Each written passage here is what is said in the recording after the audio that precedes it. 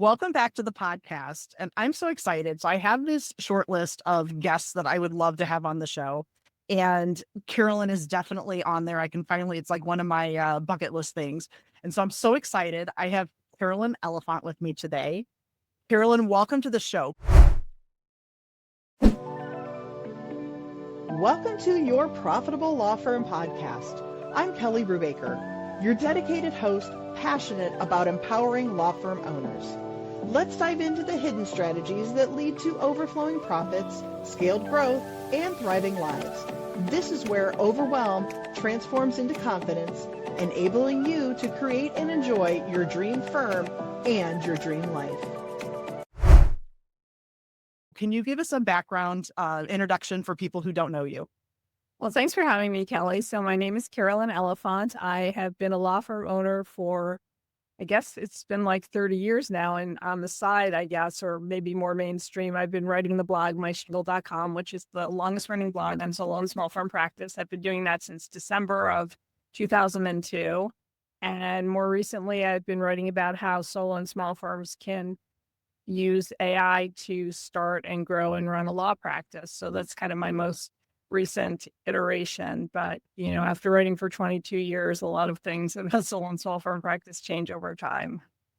Oh, no doubt. I mean, I have owned my accounting firm for 20 years and just the things, and I was just on a webinar earlier today and I was even saying the things how I used to do things 20 years ago, I like make me cringe, but it was the best I had then. And so now, I do things better. Hopefully it's better, but change is good. So, so what are things that that you you wish would still change? Like there's got to be things.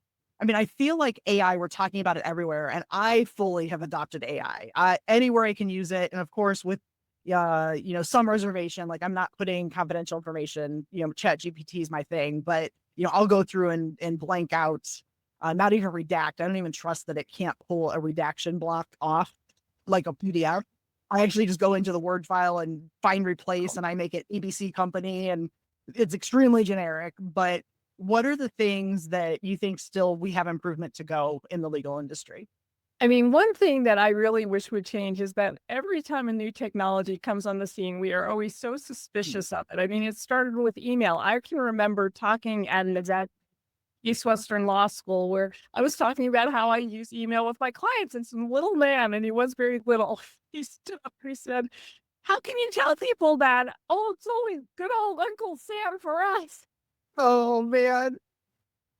I mean, this is like 20, it wasn't like the 19, oh, geez.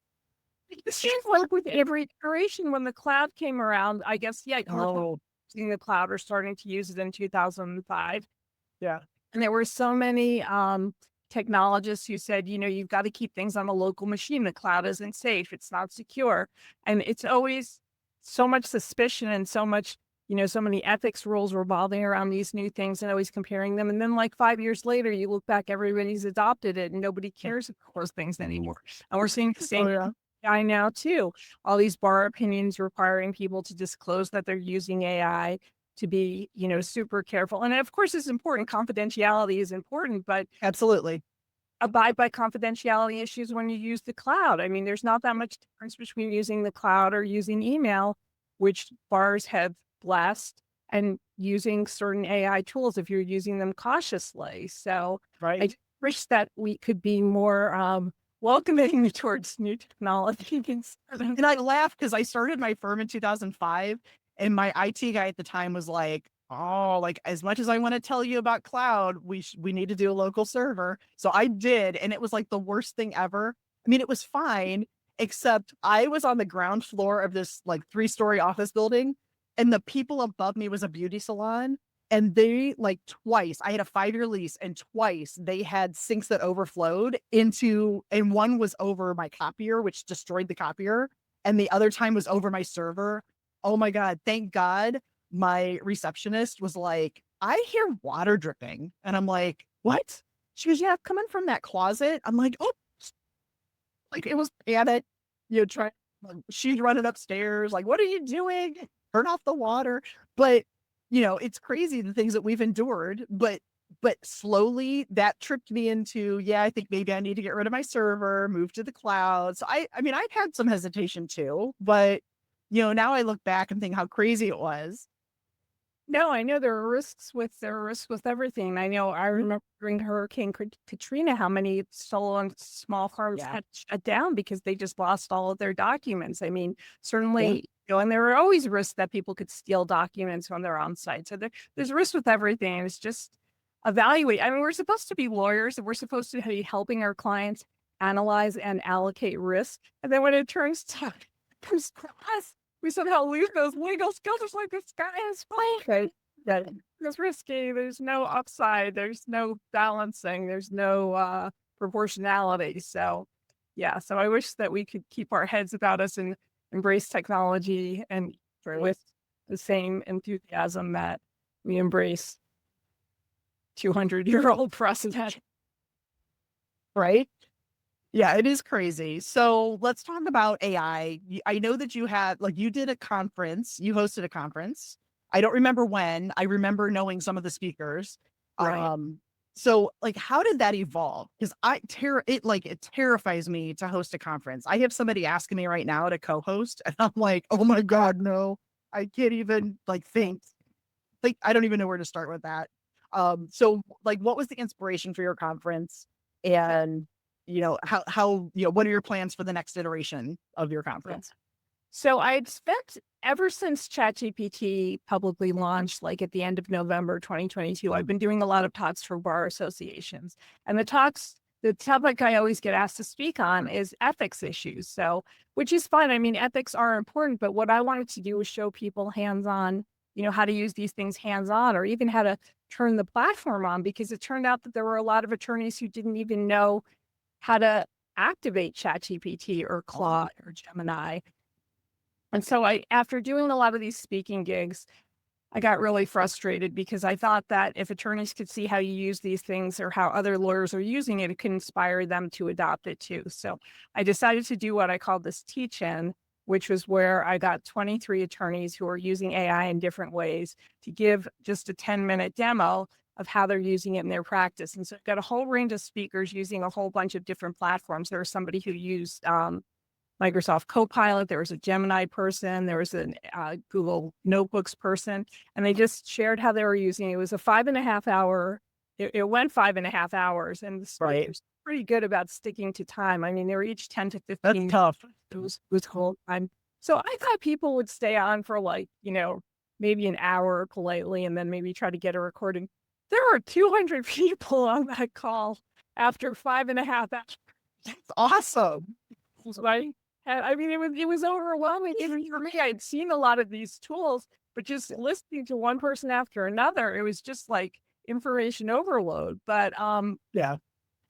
yeah, so I had gotten, I think, close to 1,000 people registered for it, and Nice. made the recording available for like 48 hours for free. And then I, edited it and have been reselling it, reselling the teach-in recordings. And it's gotten a really good response because people can watch a few, now that it's recorded, people can watch a few Exactly. for the 5.5 hours. But I think it really has emboldened people to try to realize this stuff really works, and it's working now. When ChatGPT first came out, people were doing like haikus and poems and riddles, and it was Correct. and it was funny. And ChatGPT was also kind of off the rails. I mean, it really was doing like crazy nonsense. But that's changed. I mean, the technology is moving so quickly. And so I think a lot of people are starting now to look at it again and take it seriously and realizing that they are going to be left behind. So, Yeah. I mean, that's a good point. So I am usually, I wouldn't say I'm quick to adopt new technology, but I'm quick to look at it, like analyze it, figure it out. And so when ChatGPT came out, that was my first, and I've since gone like through iterations. ChatGPT was my thing, and then it was Claude, and then Claude gave me weird things, and I moved, I think to Gemini. Tried Perplexity, that didn't really wasn't working well for me.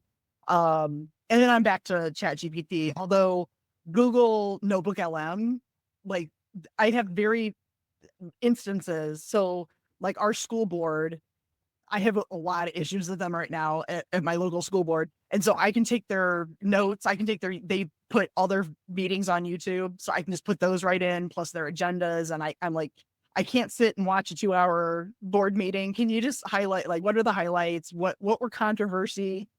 The thing. And so I am like for Google Notebook LM, very much, very distinct use for that. But I struggled initially with Chat GPT because I didn't understand how to prompt. I would just ask a question and it would just give me an answer. And it took me seeing other people. And then once I started seeing other prompts, now I'm like, oh my gosh, now I'm on fire with this now. So, Yeah, so I think it's helpful for people to be able to learn by example. And yeah. I guess what's important too, I mean, some speakers did share some of their prompts. I mean, I like the idea of, sometimes seeing a really cool prompt and using it. But what people don't realize is that you want to develop your own prompts because they're going to reflect the way that you go about tackling these issues, and they're going to reflect your voice, or either prompts or custom GPTs, or however you want to personalize. It's like personalized medicine, it's Yeah. personalized legal practice. You can personalize all these tools to the way that you do things instead of having to conform how you do things to what the technology does. So, I mean, I think that's really exciting. And I'm hoping that lawyers get that. And instead of just being motivated to just like drop in somebody else's prompt, Sure. and to be motivated to start working on prompts or different iterations, depending on what they're working on. Yeah. Because I know, so a while ago on my podcast, I had like tried to inspire and I did like I shared prompts. I'm like, hey, here's the prompts, and I'll put them in the show notes. And then I had that same like not at the time, but like a couple months later, I'm like, oh, wait a minute. I think I need to add brackets. I need to put like a start of a prompt and then say insert, tone, and Right. then give example. Like so then I did a whole other episode where I'm like, okay, well, I'm going to share prompts, but like, I'm going to teach you about how to create a prompt. Not, I don't want to like, I'll Yeah. kind of give you some inspiration, but I think that's a great point that, don't just copy others, but at least it's more of the structure of what you can and can't do or should and shouldn't do. Right. Right, exactly. Because I feel like these technologies are also changing too. And the standard prompt that, somebody might have posted 6 months ago just may not work as well 6 months later. And I couldn't tell you why that is. I really just I don't even think the developers of AI can give you the answers to a lot of these things as to why it reacts or why it does a certain thing. But um I just feel like you always have to be changing and improving the way that you use it because the technology is changing same time. No, absolutely. Yeah, so it's funny, like kind of off topic, but a friend of mine, but still with AI, my best friend lives in Los Angeles and her husband is one of the head animators for Disney. And the last time they come home, every so often, and the last time I was talking to him was at Christmas, and he was saying about how they've been using AI in some of the Disney animation, and he'll get on conversation, like he'll get on calls with the programmers and say, and I don't know what format, I don't know what platform they use, but he's like, yeah, we'll get stuck. And then we have to go to the help desk, to their programmers, and then actually like try to figure out and say, look, this is what we want. This is what we prompted. This is what we got. It's not what we wanted. So so it's funny, but yeah, it's just a constant evolution. And I think it's a good evolution. I mean, I'm always worried about Big Brother and what can go wrong, but I know the one thing I do is if I'll ask a question and then I'll say, but you need to give me you need to give me the support of where you came up with your information. And then I can validate, and it didn't do that, probably even just a year ago. And now it can give you the link to directly the website it researched to give an answer. And I think that's amazing. Yeah. Because then I can just quickly validate, like, oh yeah. Because if it's going to give me something, I'm like, what is that website? I don't even know what that is. Let's cross that off. So I think that's great. So let's shift gears a little bit. I noticed, I read different, news sources for different things. And I had actually just recorded a webinar today for Above the Law. And of course, I'm on there peeking about, what they're saying about the webinar to promote it. And I noticed on there that you are now a columnist for Above the Law. So how did that come about? And what can we look forward to with your articles? Yeah. So I was a columnist for them back in, I guess, I ended in 2017, and I had done it like it was 2013 to 2017 when I was first a columnist. And that came about because I was just one of the early bloggers. And so I knew somebody like David Latt, who at the time he was founded Above the Law and was the editor at the time. And so he invited me to do the column. And my claim to fame the first time that I did it for Above the Law is I wrote this column about there's a former governor of Virginia who started this gun protection program as he opened a private practice. It was a subscription service, and it was like for $10.98 a month, you would pay the subscription fee, and if you were accused of shooting somebody during self-defense, the firm would defend you. And of course, it had all these, including like drugs, rock and roll caveats. So if you did it like while you were on drugs or shot somebody while you were defending your home, it wouldn't apply. But so I mean, I thought it was an interesting service, and it was consistent with like a new business practice. And so got it. But I used all these puns like, this is a high caliber operation, or critics are taking aim at this, or it's there also.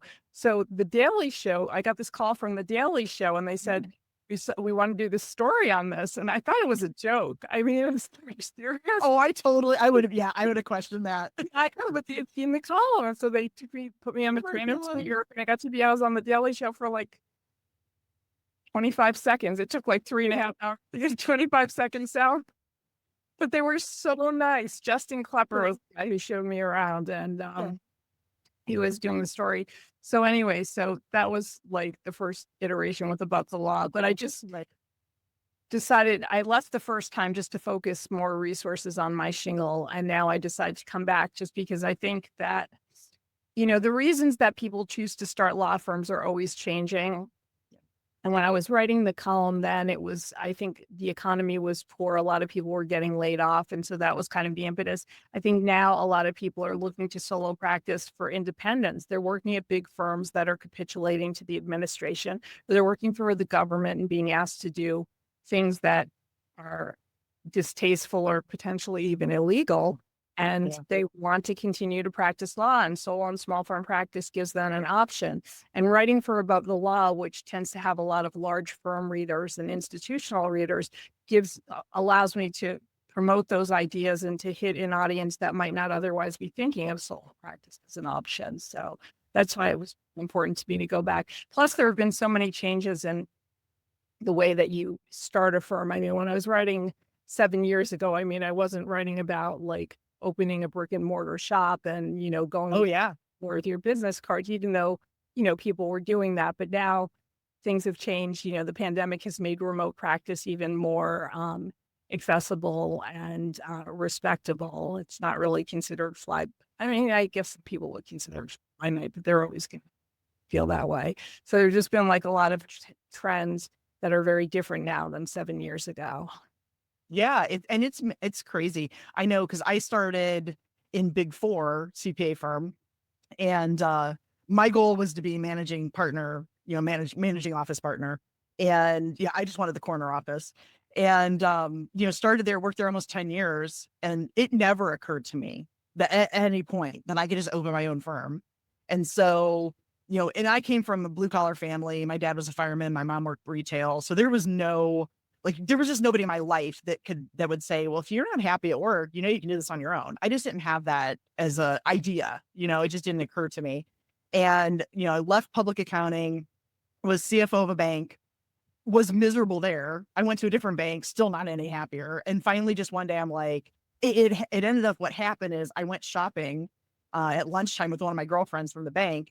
And the store we went to was brand new, and the girls at the cash register were the owners, and they knew something was off with their cash register. Like the cash wasn't working, like something just didn't work. And I don't know why, but I'm like, time out. Can I help you? Like, I'm a CPA and I work at a bank. Like, it's all money and I think I can help you. And so we just kind of walked off to the side, and then we got it all figured out. And they were like, do you have a business card? No, but I can get you one tomorrow, because I didn't want to give them my bank card. Right. And so I went, went back and was like, Vista Brand, well, can I get a business card created, And so, then I started thinking like, I think I could actually do this. And it started thinking I was just going to do it on the side. And then after I picked up a couple clients, I'm like, and I had that reservation because I was working from home and I thought nobody's going to take me seriously. And you know what? That was my issue.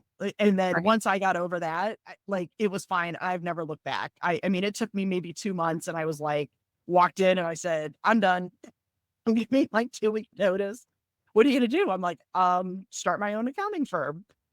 So it has been a wild ride, but yeah, so much has changed. I mean, I can remember, what is the dummy book series? And so it was like how to start a business for dummies. That's the books.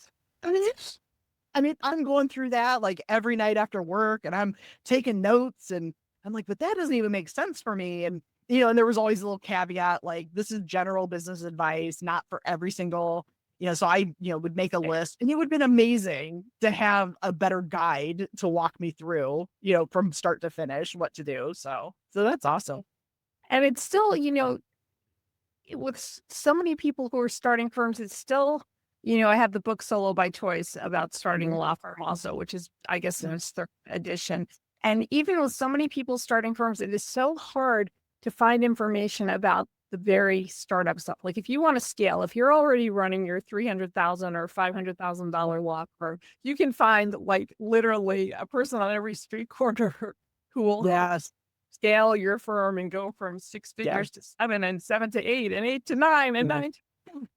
But the question is, do you want it? I mean, my whole thing is, what do you want from your firm, right? Right. So the question is, do you want it? And then if you're starting out, something like that is too overwhelming. I mean, especially if you've been working at a big firm and you have to kind of overcome all of these other hurdles, if you wonder if there's going to be a loss of prestige or if you're not going to know how to do things, you just want somebody who's going to tell you how to just do the simple act of getting started and then worry about that other stuff. And so I think it's important to have the entry level information available and to have it available affordably, because when you're starting, you don't want to take on, you don't want to be paying for a $25,000 coaching course when you're starting your practice. Absolutely. Absolutely. I mean, I don't think anything negative about those coaching courses. And I know that once you're making money, it becomes a business expense. And then it makes sense if you can invest $25,000 to make 4 times as much, then go for it. But if you're just starting out and you don't know where your next client is coming from. Right. Yeah. I mean, that's the problem. I mean, I have a business coach who's given me amazing ideas and well worth the money, but I didn't start there. Like I started on my own and I didn't have family that could help me.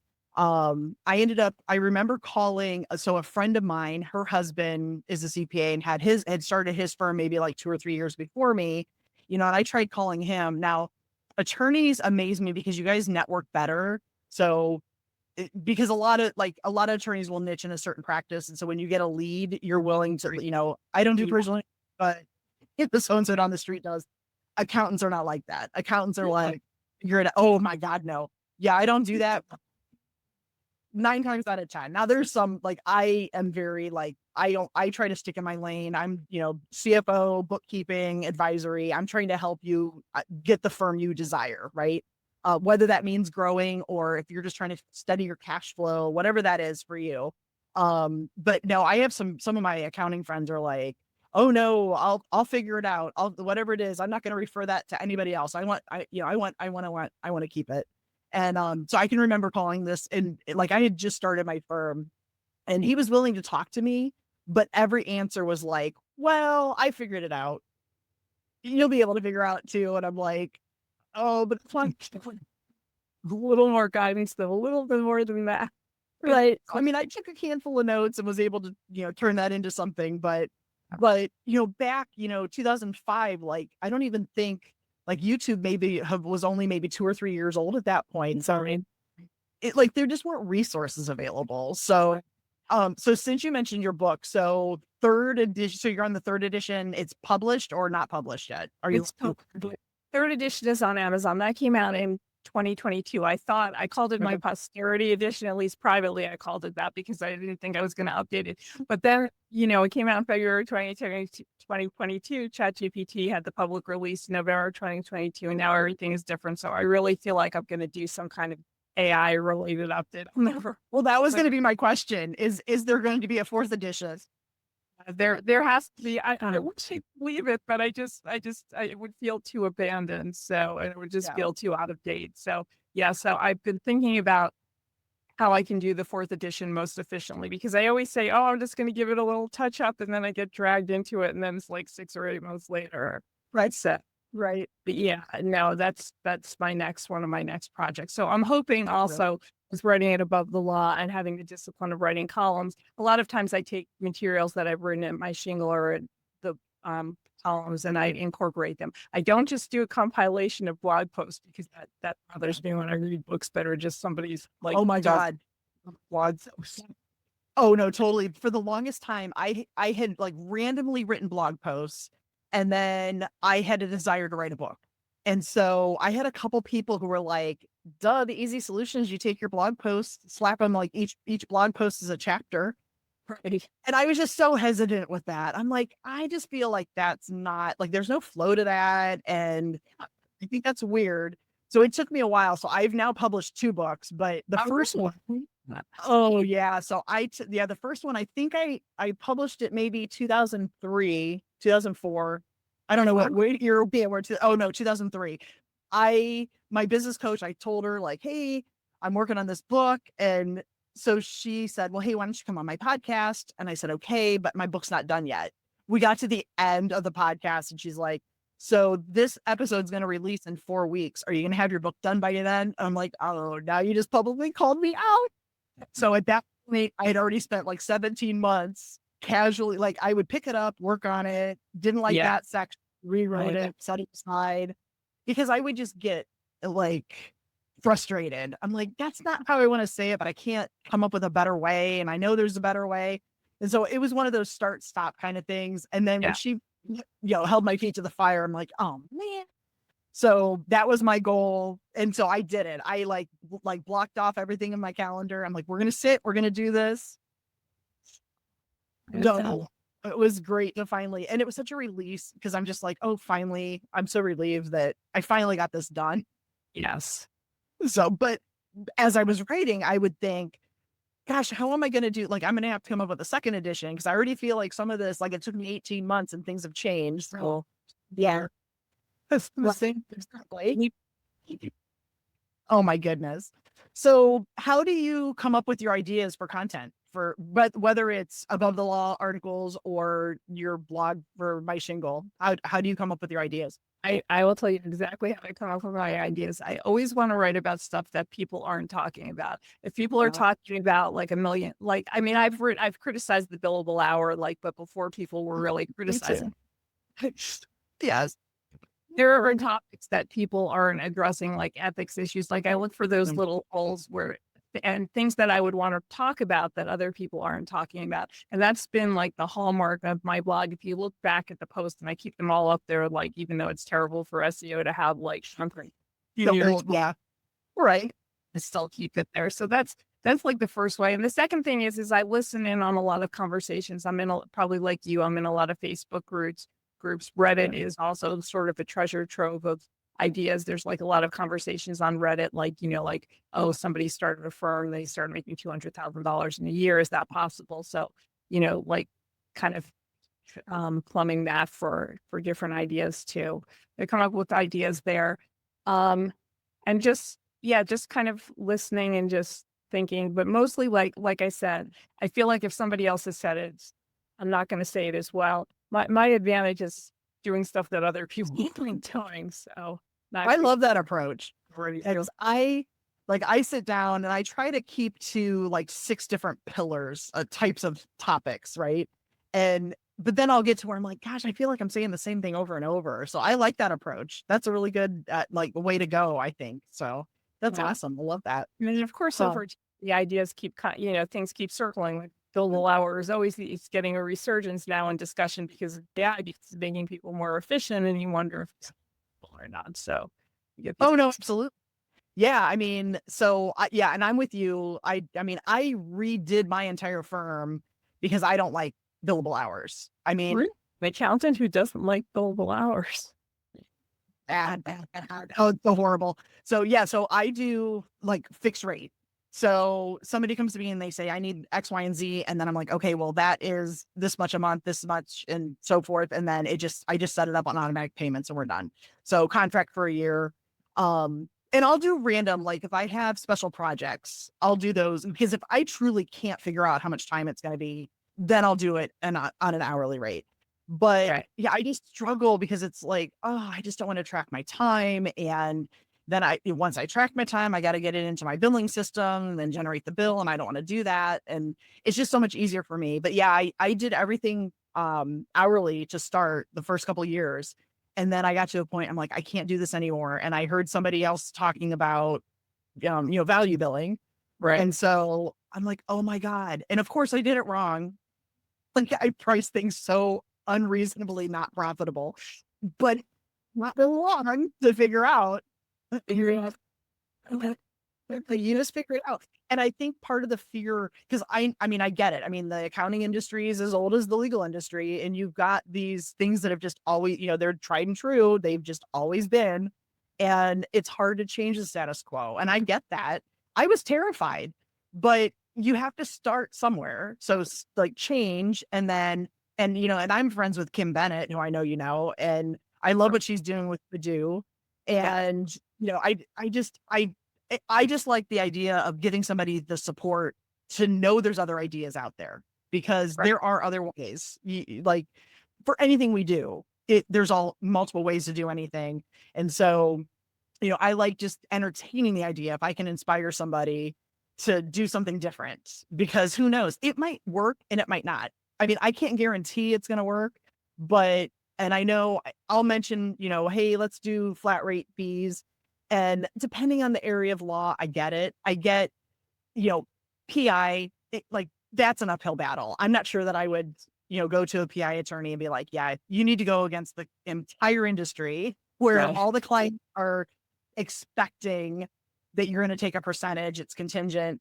I get that. That to me is an uphill battle. Like I wouldn't want to take that on. But if you're doing trademarks, I mean, that to me is like you're doing, it. And some will push back and say, but if USPTO declines and you have to appeal, I'm like, okay, but you just have to define the first payment they make to you includes X, Y, and Z. It stops here. So and then it's another bill, right? It's another bill if you have to file an appeal. So like it's how you present it. And at one point, I did some tax resolution work. I'm not good with tax preparing, but tax resolution I kind of fell into because I had some clients that had tax problems. And I'm like, I feel bad for you. I am a CPA. I can represent you in front of the IRS. I'll figure it out. Because that's the CPA way, right? And so got my CAF number from the IRS so that I could start filing power of attorney and was trying to do it hourly. But then I was driving myself crazy because I'm tracking the time and I just, and then clients would argue, well, were you really on the phone for an hour and a half with the IRS? Well, yeah, because it took them a half hour to answer and I couldn't really do anything else. And then they get on, put you on hold, Right. and cracks this, they put you on hold for 10 minutes. And so, yeah, I really was. And so I just got to a point where I'm like, I can't keep doing this. So then I converted that whole thing. I sat down and, wrote out my milestones. What every single tax resolution engagement, what do I do? Where do I start? How? And so I ended up with this big decision tree and was like, you always have to start here. That's the initial payment. And then that gets you to this phase. And then here's the next possible. It's like, what's the books with the choose your own ending? So at the bottom of the page, right for that chapter, and you're like, okay, did they yes or no? And then it takes you to a whole other section. And so I changed my entire pricing structure for that because I'm like, I had to do it in phases. One payment did not mean you got to be with me forever. Cause I honestly, I have not taken on a new tax resolution case in years. I still have one that things are going on forever. Yeah. And I'm like, seriously, we got to stop at some point. This has to end. But, and hopefully someday it will, but I'm just kind of on the hook with that one. But But I mean, I just hope to be able to inspire people to consider there is a different way. You don't have to do the things. Because I know even when I left, when I left public accounting, Big Four, I was used to having, I had my secretary, I had my staff, I had certain things in place. I didn't have to, I never made a decision about what the phone system was. I didn't make decisions about the billing system. I didn't have to pay bills because like I was in an office, so I Right. never had to pay a bill, right? And so going on my own, it was like all of a sudden it was just all the different things I had to do. It was just, overload. And I Yeah. had a friend recently who has retired from public accounting and she's starting as her own firm now, her accounting firm. And I'm like, can I just prepare you? You're not going to have an admin. You're not going to have staff to delegate to. You're going to have to answer. I'm like, consider getting Calendly so that you can have client schedule appointments. You don't want to waste your time going back and forth with emails about how to schedule, a Yeah. meeting for 30 minutes. You're going to spend 30 minutes figuring it out, right? Yeah. And it's just different, but it's good different. And what I love being my own firm, being my own owner is just the flexibility. I mean, I'm heavily involved with my kids' school. Between my kids now are in high school. So I've always been involved from day one in kindergarten with PTA. And then now that they're in high school, band. And so, but it gives me the flexibility. And quite a few parents will say to me, God, you're at everything. Like that, like, how is that even possible? And I'm like, well, because maybe I'm going to work until, midnight tonight. That's my choice, right? I just want to be with my girls. And so whatever I can do, I have my calendar and I build, whatever I have personal commitments with my kids and I build my work around that. So that's my dream firm. So I Right. just love the inspiration that you give others between, my shingle and your book and now your column again. Like that's just amazing for the industry. Yeah, no, I think it is important for people to have options and not to have opinions or, I did it this way, so you should do it this way. So I agree with that. Yeah. Yeah. And that's the thing I think I love. The more I talk, so like I have worked with law firms for at least the last 15 years, and that has given me bird's eye view of so many different firms that I'm like, oh my gosh, what worked really well here, it's not going to work over here. Just like it might be personality, it might be whatever, like technology limitations or whatever. So like I just love being able to see what's working and not working and then being able to give people options. So somebody calls me and says, oh my gosh, I'm pulling my hair out. Whatever's not working right. And I'm like, well, let's talk about it. Did you consider this? You have other options. And I think that's just the biggest barrier is knowing what the other options are. So I'm loving that you're talking about all of this. Oh, good, good. So one last question. I know that you speak a lot, and whether that's at webinars or in-person conferences or podcasts like this, what is one question that nobody ever asks you, but you're like, please somebody ask me this because I have an answer? Is there anything um that you would want to be asked that we can share with our audience? Oh my gosh, that's such a good question. I should think about that. So, I guess what I wish people would ask is, I guess what they're thinking. I think a lot of people are thinking, can I really make this work? Or is this something I can do? Or can I really succeed? Or like tons of people have told me I'm being an idiot. What do you think? I mean, I wish somebody would ask questions like that, the questions which make you very vulnerable. Nobody's Right. going to ask a question like that. But I know what it's like to feel that way because I remember when I was starting my firm and telling people about it excitedly, and I would get responses like, do you really think you're going to make any money? Oh, trust me. My parents, I thought I was going to kill them because I told them, I'm like, oh my God, I know, trust me. I'm like, what? You're my parents. What are you doing? But I, quit my job. And then and back then my brother and I were not married. And so we would every Sunday go eat lunch with my parents. And I'm like, they're like, hey, so what happened this week? And I don't even know how old I was. I was like, what, 32, And I'm like, oh my gosh, I quit my job. And my parent like, what? What do you mean job? Where are you going to go work? Nowhere. What? You have a mortgage, you have a car payment. What are you thinking? And I'm like, no, I'll be fine. And I mean, just sure panic. I mean, just like, and, and I'm like, are you kidding me? Like, you're my parents. You're supposed to be supportive and encouraging. But my dad looks at me and he's like, what, are you going to have health insurance? And I'm like, well, I will for the 6 months that I have Cobra. Like, I'll be fine. Like 6 months is plenty of time. I'll figure it out. My parents, and they're like, what are you going to do if this doesn't work? And I'm like, well, I'll sell the house and I'll come and live in with you. I'll move in with you. And they're like, oh, not a good game plan. None. But That is it turned hilarious. into, oh, I just remember it's so crazy. And then it turned out that the last employer I had couldn't fill my role and then decided that they wanted to split my role into multiple positions because they were having a hard time filling it. And of course, I took that to mean that I was a unicorn. I'm sure that wasn't it. But I ended up, they called me back. So I was probably only gone maybe 4 weeks. And then they called me and they're like, so we're not going to beg you to come back, but can you come back as a consultant? We just can't, like, we need people and we just need qualified people who can just jump in and get this work done. And I'm like, okay, that's fine. So I just threw out an hourly rate, which was so grossly low. And they jumped on it because I know, and like in hindsight, they had reached out to local consulting firms who quoted them astronomical hourly rates. And so they jumped on it. So I ended up working, I think I worked maybe like 20 hours a week for maybe like 4 months until they finally like figured out their staffing issues. And then Right. it happened that somebody else that I knew needed help and then I'm picking up bookkeeping clients along the way and it just evolved nicely. Right. Like I struggle with somebody will call me and say, hey, I'm starting a new firm. And my first question is, are you coming from a firm that you can bring your book of business? Because it's not impossible. Like whatever the answer is, it's not an impossible situation, Right. but it's just a different answer. How I can help you is going to be different. Because if you don't have any clients, I'm going to tell you to pause a minute on like, I'm flattered that you're looking for a bookkeeper, but I think you need help with marketing. Like you need to get the content, right?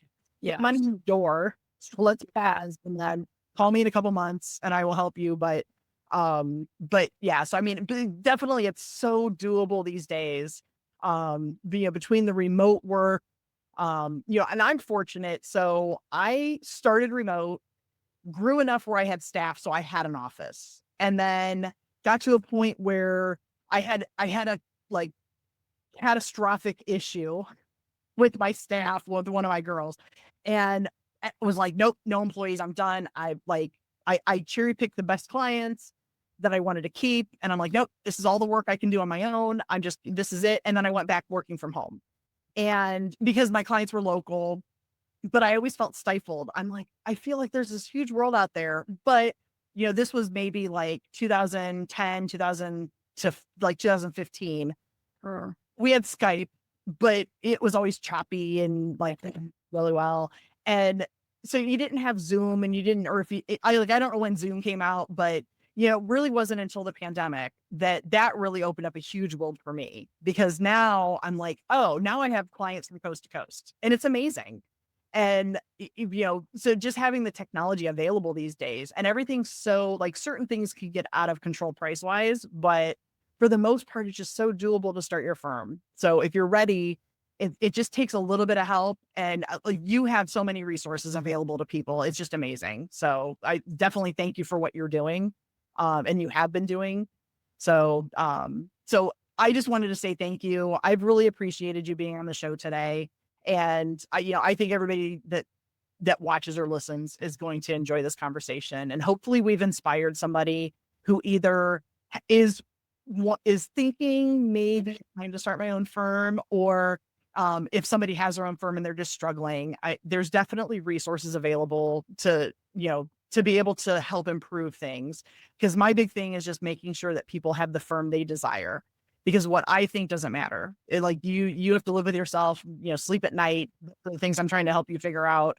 But yeah, I just really like the inspiration that you share in the legal industry. So thank you for being with us today. And so the things that we've talked about that Carolyn offers, we'll make sure that in the show notes, we have links so that you can get access, so that you can connect with Carolyn as well as grab resources. We'll make sure that we can get you to her blog and, and any of the other different resources that she has available for you. So thank you very much, Carolyn. Thank you for having me. This has been great. Thanks. Hey, before you go, grab my new book, Plugging the Leaks, 10 Ways Lawyers Waste Money and Simple Fixes. It's a quick read, plain English, packed with checklists, templates, the 7 to 60-day collections escalator, and the Core 4 dashboard. So you can keep more of every dollar you earn. Now, you can order the paperback or Kindle on Amazon, or you can download it for free, the PDF format, using the link in the show notes below. Remember that profit is something you intentionally plan for in the beginning. It's not a potential bonus at the end of the year. Thanks for listening.